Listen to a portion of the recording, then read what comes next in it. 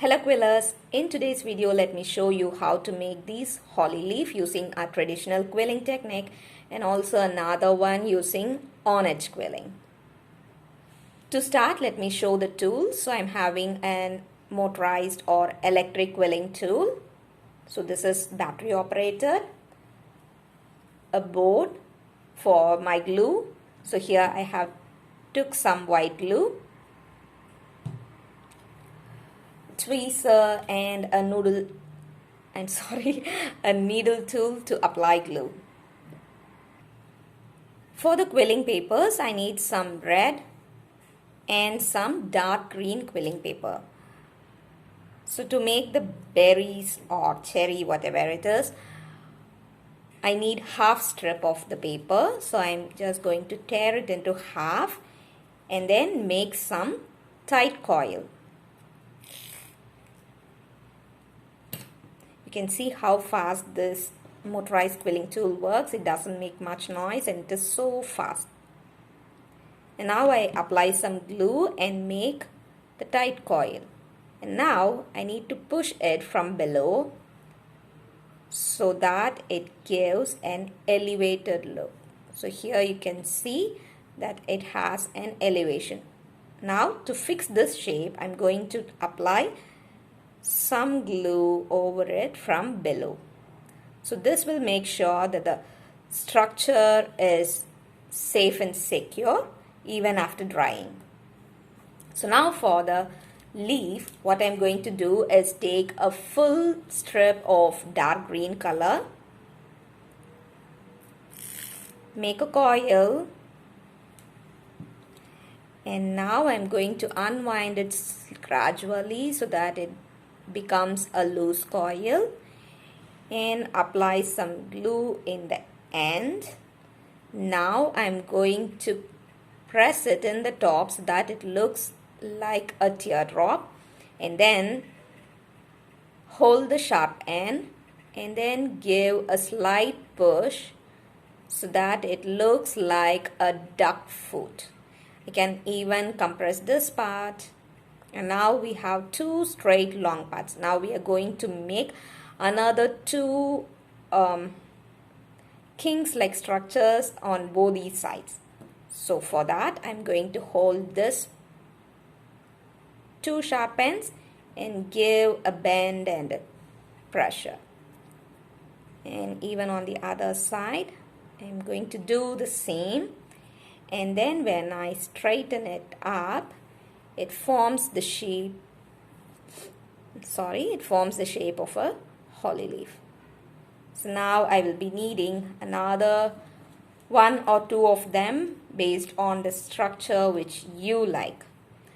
So I can use this in quilling ornaments like this, or some gift tags, or even on greeting cards.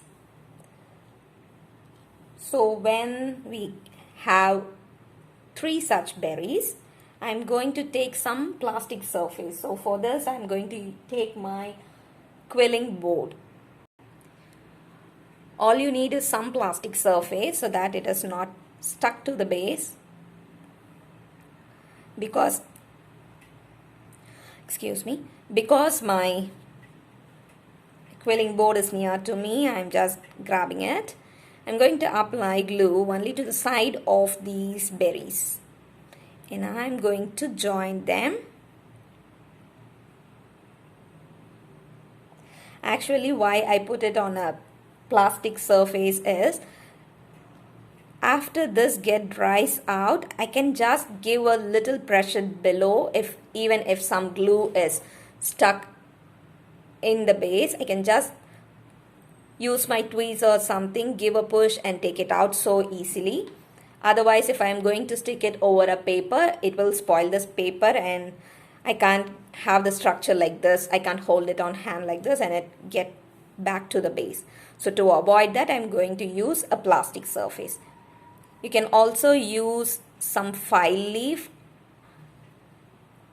over which you can do like stick all your works together so that it is easy to peel off. I actually don't prefer the butter papers because I don't know if I'm getting the right kind of paper, but the one which I got, it also peeled off with the paper. I'm not sure what I get in my place, but for me this works best. Some plastic surface or using a file leaf, which is of course plastic or acetate. So now it is done.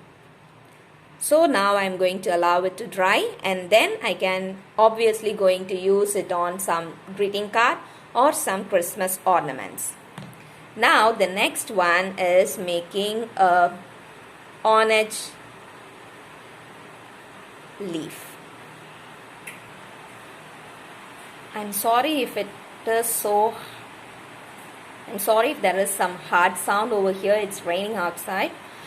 So now, as for the orange thing, I'm going to take some light green color paper. This is cardstock, so this is 120 GSM in thickness. So usually for orange quilling and things, I always prefer cardstock that is like 140 to 160 GSM. This is not that bad, so now I'm going to use this.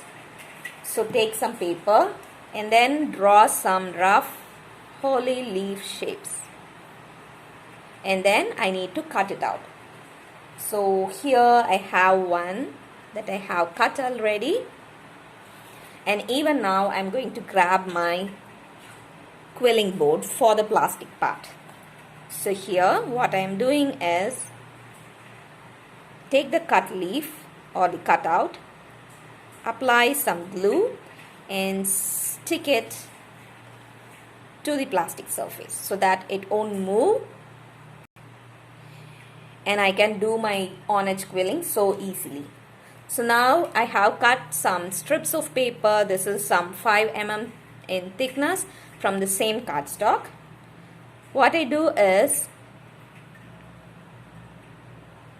okay, let me put it this way. From the base I start.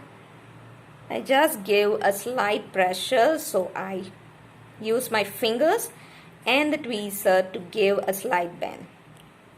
So a slight bend, and near the corner I'm just holding it with my tweezer for marking it, and then make a sharp bend by pressing it. So now when I give a small thrust with my finger, it will bend.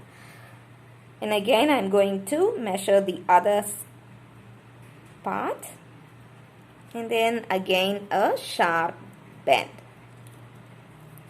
And again for this part I'm doing the same, and here I think I'm going to cut it. You can of course continue the process or you can cut it. I like to cut it so that it is easy for me to work. And now for this space I'm going to give slight bend with my fingers so that it has some curves and the sharp edges. Now take it to the glue, take some glue and then tap off the excess. And now I'm going to paste them around the edges of the leaf.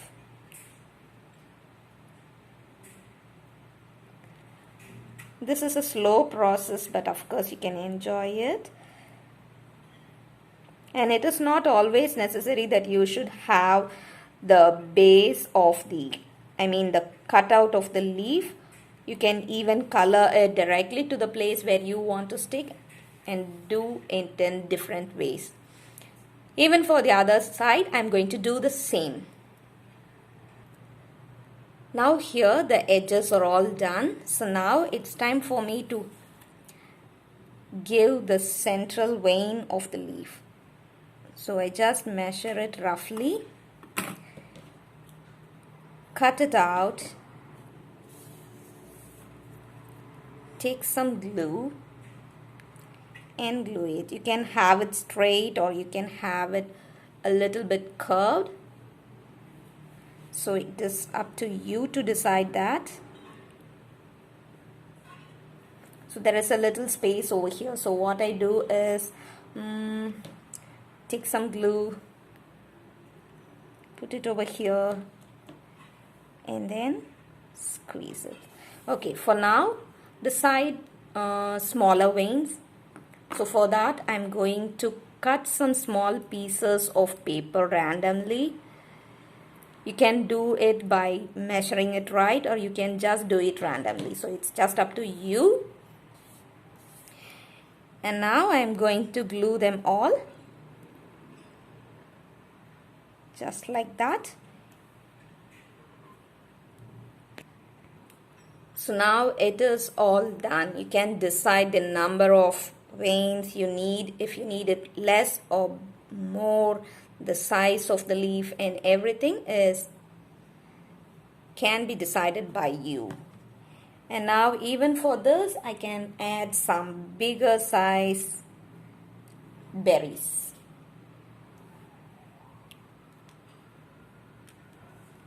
Okay, I think it's clear now. So now you can do the same with this, and it will give some beautiful look. And here, as I have said, now it is dry. So now when we give a push, it comes out or peels off so easily. It is not yet dried perfectly. So now I can wait for it to dry by putting it upside down. Even this, when it is all dry, I can give a slight push and then it will be coming out so easily. So yes, I think you are happy with today's video. Don't forget to check out my other Christmas crafts. I will be having a playlist that will be linked here in the video, so watch it out. And also don't forget to watch me in coming days. I will be making more of Christmas crafts. I hope you liked today's video. Thanks for watching.